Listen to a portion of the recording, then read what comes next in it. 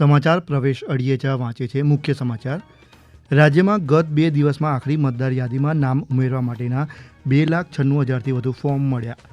Gujarat ATS અને રાજસ્થાન પોલીસે ભિવાડીમાંથી 40 લાખના કેફી પદાર્થ સાથે 3 વ્યક્તિની ધરપકડ કરી. 31 ડિસેમ્બરની ઉજવણીને લઈ વિવિધ જિલ્લામાં પોલીસની સઘન તપાસ. યાત્રાધામ અંબાજી મંદિરમાં હવે 5 મીટરની ધજાનું આરોહણ કરી શકાશે. રાજ્યમાં આગામી 3 દિવસ ઠંડીમાં વધારાની શક્યતા નહીવત.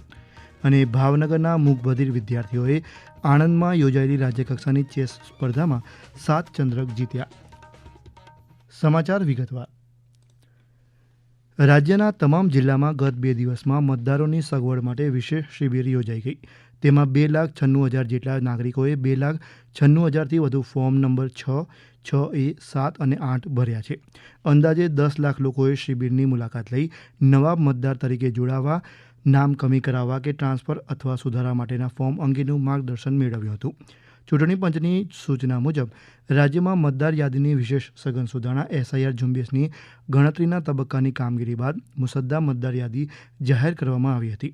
હવે જે મતદારો મતદાર યાદીમાં પોતાના નામ સમાવવા અથવા મતદાર યાદીમાંથી નામ બાકાત થવા સંબંધિત જે કંઈ વાંધા કે દાવા રજૂ કરવા માંગતા હોય તો તેઓ આગામી 18 જાન્યુઆરી 2026 સુધી કરી શકશે તેમ સત્તાવાર યાદીમાં જણાવાયું છે. ગુજરાત આતંકવાદ વિરોધી દળ એટીએસ અને રાજસ્થાન પોલીસે સંયુક્ત અભિયાનમાં કેફી પદાર્થનું કારખાનું પકડ્યું છે. બંને દળે ભિવાડીમાં ચાલતા કારખાનામાં દરોડા પાડી 22 કિલો જેટલા ગેરકાયદે બનાવાયેલા કેફી પદાર્થ અને રસાયણ કબજે કર્યા. તેમજ 3 વ્યક્તિની ધરપકડ પણ કરી છે. ગુજરાત એટીએસના SP કે સિદ્ધાર્થે જણાવ્યું કે ત્રણેય આરોપી પાસેથી અંદાજે 40 લાખ રૂપિયાનો સામાન કબજે કરાયો છે. एटीएस गुजरात के इंफॉर्मेशन और एनालिसिस के ऊपर राजस्थान पुलिस, राजस्थान एसओजी और भिवाड़ी डिस्ट्रिक्ट के पुलिस के साथ मिलके अल्प्रोजोलम इलीगल मैन्युफैक्चरिंग यूनिट का बस्ट किया गया था. इसके एनालिसिस के ऊपर हमको ये पता चला कि भिवाड़ी डिस्ट्रिक्ट के अंदर 3 आरोपी, इन तीनों ने वहाँ इलीगल मैन्युफैक्चरिंग यूनिट सेटअप किया और इसके अंदर विदाउट परमिट इलीगली अल्प्रोजोलम जो बहुत ही जो नार्कोटिक सब्सटेंसेस में आता है तो उसको मैन्युफैक्चर कर रहे थे. સર્વોચ્ચ અદાલતે અરવલ્લી પર્વત અને પર્વતમાળાની વ્યાખ્યા અંગે 20 નવેમ્બરે આપેલા પોતાના જ આદેશ પર રોક લગાવી છે. ન્યાયમૂર્તિ સૂર્યકાંત અને ન્યાયાધીશ JK માહેશ્વરી અને AG મસીની પીઠે અરવલ્લીની વ્યાખ્યા સંબંધિત તપાસ અંગે કરાયેલા મુદ્દાઓના પરીક્ષણ માટે એક નવી નિષ્ણાત સમિતિ બનાવવાનો પણ આદેશ આપ્યો છે. સર્વોચ્ચ અદાલતે જણાવ્યું કે પહેલાથી જ મંજૂર વ્યાખ્યાઓ પર સ્પષ્ટીકરણ જરૂરી છે અને 20 નવેમ્બરે જાહેર સર્વોચ્ચ અદાલતના નિર્દેશ પર હાલ પૂરતી રોક રહેશે. અદાલતે આ મુદ્દે કેન્દ્ર તથા રાજસ્થાન, ગુજરાત, દિલ્હી અને હરિયાણાને નોટિસ પાઠવી જવાબ માંગ્યો છે. રાજ્યના વિવિધ જિલ્લામાં આગામી 31 ડિસેમ્બર અને નવા વર્ષની ઉજવણીને લઈ પોલીસ સઘન તપાસ કરી રહી છે. ગાંધીનગરમાં પોલીસે રેન્જ વિસ્તારમાં પેટ્રોલિંગ એટલે કે પહેરો અને સઘન તપાસ વધારી છે. ગેરકાયદે પ્રવૃત્તિ કરનારા લોકો પર કેસ કરવામાં આવી રહ્યા છે. આ સાથે જ 4 જિલ્લામાં 31 ડિસેમ્બરની ઉજવણીના આયોજન સ્થળની માહિતી લેવામાં આવી રહી છે. તેમજ ફાર્મ હાઉસ સહિત અનેક જગ્યા પર થનારી ઉજવણી દરમિયાન પોલીસ ખાનગી પહેરવેશમાં જોવા મળશે તેમ રેન્જ IG વિરેન્દ્રસિંહ યાદવે જણાવ્યું. જે જગ્યાએ સેલિબ્રેશન થઈ રહ્યો છે આ જગ્યાએ ઘણી બધી ટીમો ખાનગી કપડામાં પણ રહેશે, જેથી જે પણ લોકો સેલિબ્રેશન કરતા હોય તો તે જગ્યાએ કોઈ અસામાજિક તત્વોનું કોઈ પ્રકારનું ગતિવિધિ ના હોય તો આ બાબતે પણ સતર્કતા રાખવામાં આવશે અને કોઈ પણ એવા મળશે તો પોલીસ દ્વારા પકડવામાં આવશે અને કાયદેસરની કાર્યવાહી કરવામાં આવશે. સુપ્રસિદ્ધ યાત્રાધામ અંબાજી મંદિરમાં હવે 5 મીટરની ધજાનું આરોહણ કરાશે. યાત્રિકોની સલામતી અને ધાર્મિક પરંપરાના સંરક્ષણ માટે મંદિરના સુવર્ણ શિખર પર વધુમાં વધુ 5 મીટર લંબાઈની ધજાઓ આરોહણ કરી શકાશે. આગામી 1 જાન્યુઆરી 2026થી આ નિર્ણયનો અમલ કરાશે. ઉલ્લેખનીય છે કે અંબાજી મંદિરમાં દરરોજ મોટી સંખ્યામાં યાત્રાળુઓ વિવિધ કદ અને પ્રકારની ધજાઓનું આરોહણ કરે છે. લાંબી ધજાઓના કારણે સુવર્ણમય શિખરના કવચને ઘસારો થતો હોવાની સહિતની બાબતોની નોંધ લેવાઈ છે. તેને ધ્યાને લઈ આ નિર્ણય કરાયો હોવાને શ્રી આરાસુરી અંબાજી માતા દેવસ્થાન ટ્રસ્ટના વહીવટદાર તથા અધિક કલેક્ટર કૌશિક મોદીએ અખબારી યાદીમાં જણાવ્યું છે. આ સમાચાર આપ આકાશવાણીના અમદાવાદ વડોદરા કેન્દ્ર પરથી સાંભળી રહ્યા છો. આ સમાચારનો જીવંત પ્રસારણ આપ અમારી YouTube channel AIR news Gujarat પર પણ સાંભળી શકશો. વધુ સમાચાર માટે આપ અમારી વેબસાઇટ newsonair.gov.in/gu અને અમારા એક્સ હેન્ડલ AIR_news_ABAD ને ફોલો કરશો.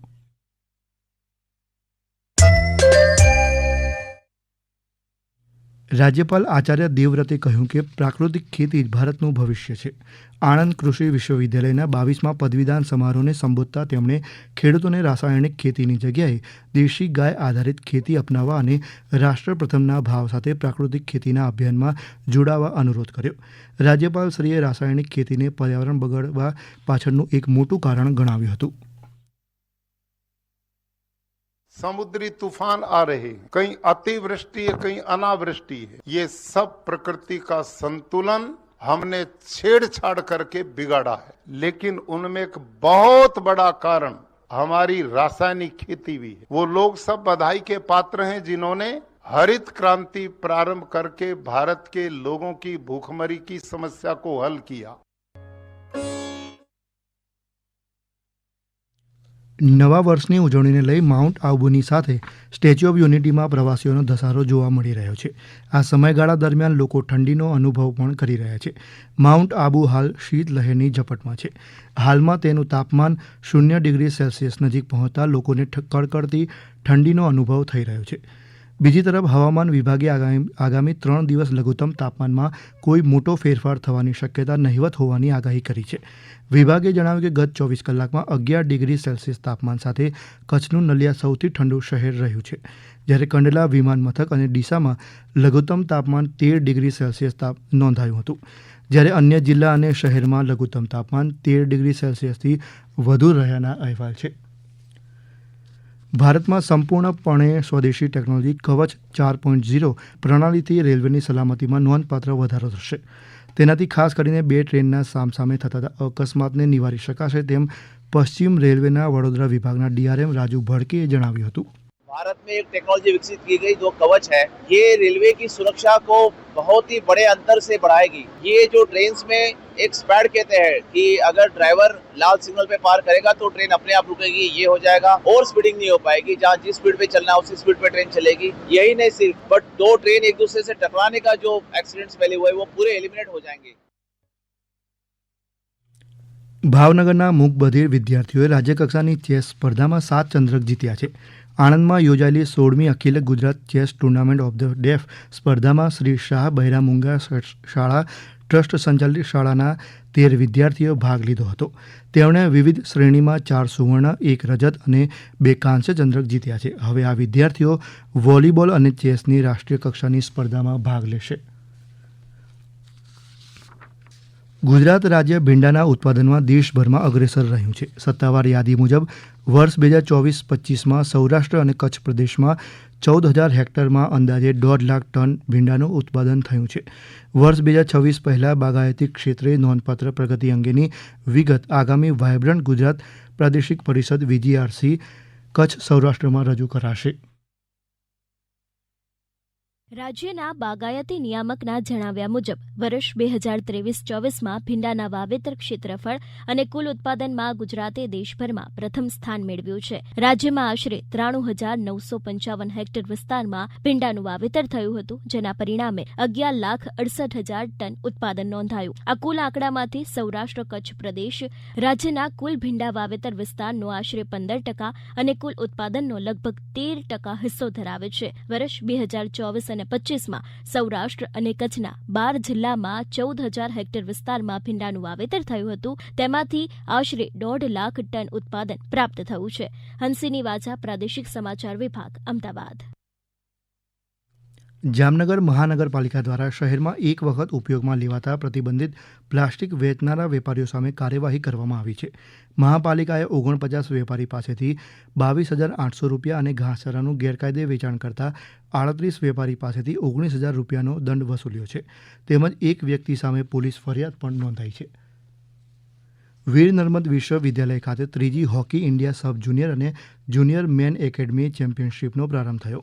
ગુજરાત રમતગમત સત્તા મંડળ અને હોકી ઇન્ડિયાના સંયુક્ત ઉપક્રમે આગામી 2 જાન્યુઆરી સુધી યોજાનારી રાષ્ટ્રીય સ્તરની આ સ્પર્ધામાં કુલ 28 ટીમ ભાગ લઈ રહી છે. દેશભરની પ્રતિભાશાળી એકેડમી ટીમની હાજરીને કારણે આ સ્પર્ધા ઘણી સ્પર્ધાત્મક અને રોમાંચક બની રહી છે. અંતમાં મુખ્ય સમાચાર ફરી એકવાર. રાજ્યમાં ગત 2 દિવસમાં આખરી મતદાર યાદીમાં નામ ઉમેરવા માટેના 2,96,000થી વધુ ફોર્મ મળ્યા. ગુજરાત એટીએસ અને રાજસ્થાન પોલીસે ભિવાડીમાંથી 40 લાખના કેફી પદાર્થ સાથે 3 વ્યક્તિની ધરપકડ કરી. 31 ડિસેમ્બરની ઉજવણીને લઈ વિવિધ જિલ્લામાં પોલીસની સઘન તપાસ. યાત્રાધામ અંબાજી મંદિરમાં હવે 5 મીટરની ધજાનું આરોહણ કરી શકાશે. રાજ્યમાં આગામી 3 દિવસ ઠંડીમાં વધારાની શક્યતા નહિવત. ભાવનગરના મૂકબધિર વિદ્યાર્થીઓએ આણંદમાં યોજાયેલી રાજ્યકક્ષાની ચેસ સ્પર્ધામાં 7 ચંદ્રક જીત્યા. આ સાથે જ આકાશવાણી પરથી સમાચાર પૂરા થયા.